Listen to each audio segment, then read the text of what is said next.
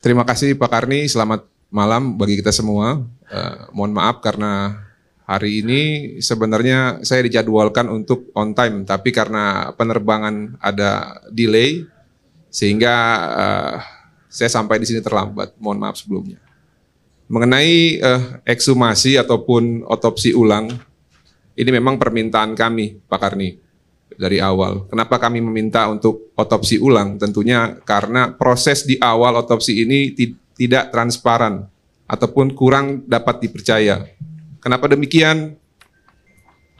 Permintaan untuk administrasi hanya dimintakan tanpa ada penjelasan. Lalu yang berikutnya, ketika ingin dikonfirmasi dan ingin diikuti proses otopsi di awal itu tidak diperbolehkan. Bahkan setelah selesai, dokternya ingin menjelaskan juga dipotong oleh komandan dari saksi kami, yaitu adiknya almarhum.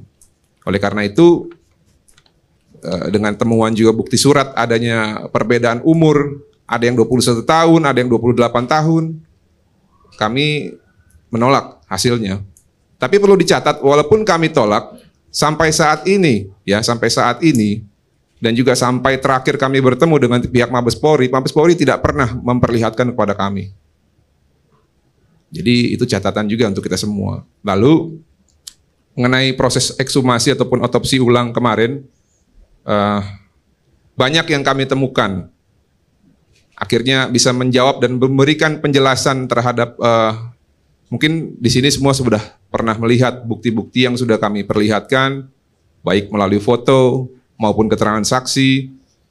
Akhirnya bisa sedikit mungkin cukup banyak juga untuk menjelaskan kenapa bisa terjadi banyak luka-luka. Seperti contoh ada luka dari belakang, lalu ada luka juga dari depan ke samping. Tentunya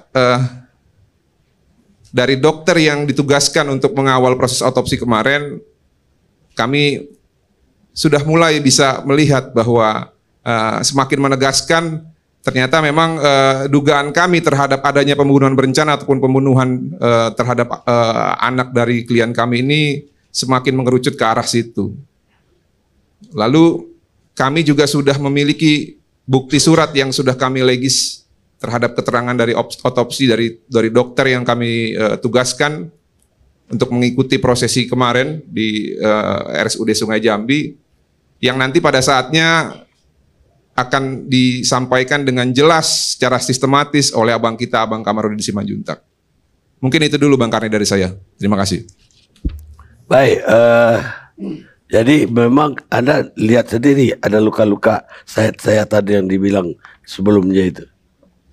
Yang melihat adalah keluarga korban yang mana menjadi saksi juga dalam pelaporan dugaan tindak pidana yang kami laporkan di Mabes Polri ya terhadap pasal 340, 338 dan 351 ayat 3. Namun saksi ataupun keluarga korban yang menjelaskan dan melihat langsung sesuai mana diamanatkan oleh KUHAP ya, menyaksikan, melihat dan mengalami langsung, itu juga mendokumentasikan melalui gambar dan video.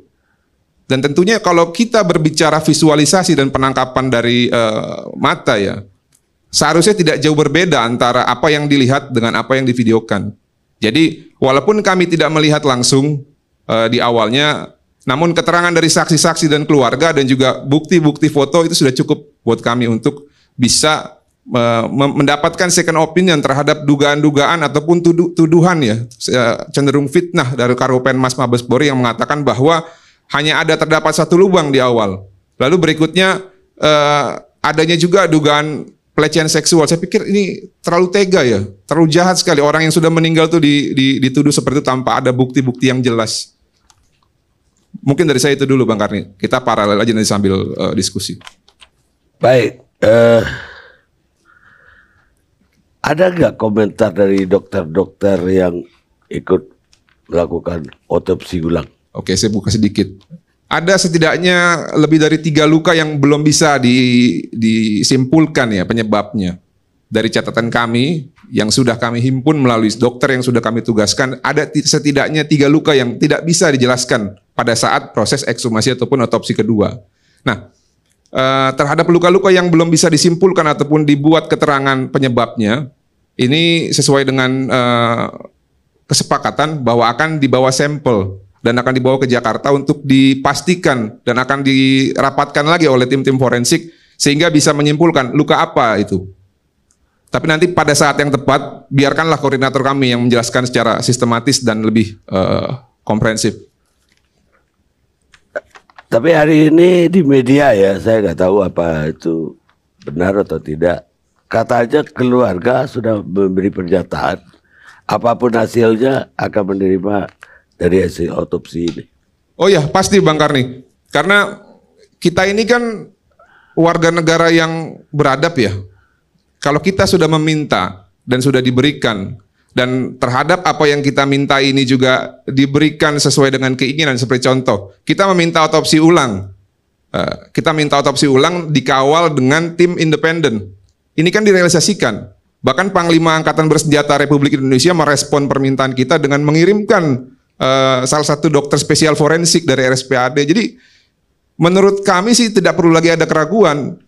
Dan marilah kita menunggu hasilnya, walaupun sebenarnya kami sudah punya ya, tapi ini masih bilang semacam hipotesis lah, karena kan belum disimpulkan itu pasti atau tidak. Tapi berdasarkan dari hasil proses kemarin, orang-orang yang kami tugaskan juga melakukan observasi, tidak ada ataupun belum ada indikasi yang kuat sehingga bisa menjadi cukup alasan bagi kami untuk meragukan proses kemarin. Jadi pada intinya kami percaya dan kami tunggu hasilnya, Bang Karni. Baik, ya tentu keluarga juga apresiasi terhadap kemauan Polri untuk menuntaskan atau bahkan mengulang kembali proses yang mereka lakukan.